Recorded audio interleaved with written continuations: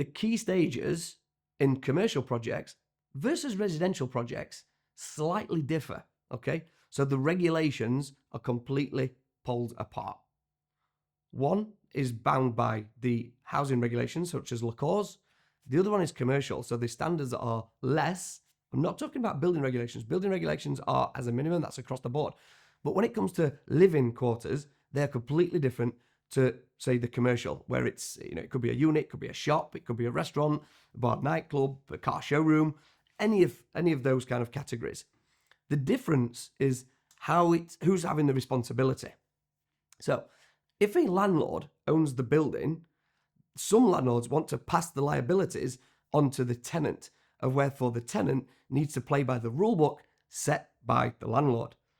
So that could be tricky, okay? What do I mean by tricky? Well, if you've got to install to regulations, and let's paint a picture here.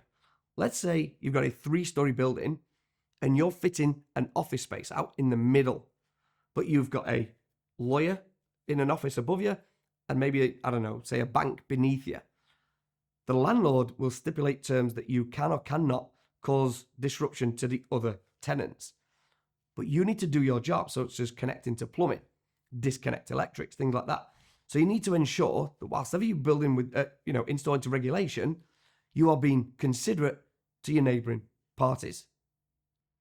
One thing to note as well is the fire regulations. Fire regulations will differ from residential to commercial. And that is one of the biggest factors that are different from commercial to residential. Where you've got a commercial conversion, you could have a commercial unit on the ground floor and residential above. You need a separation.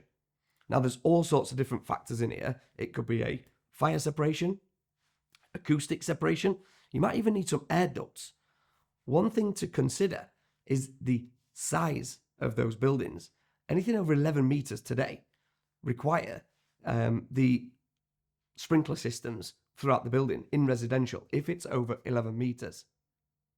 That's a huge difference when it comes to installation costs versus a double story unit where you've got commercial on the ground floor and residential on the first floor. If it's under 11 meters, you don't need a sprinkler system with that throughout your building. So these, again, it's not necessarily what are the biggest differences. It's there's different factors that will contradict each other. So again, what I would advise is that you get a specialist within your team who can guide you at every step of the way.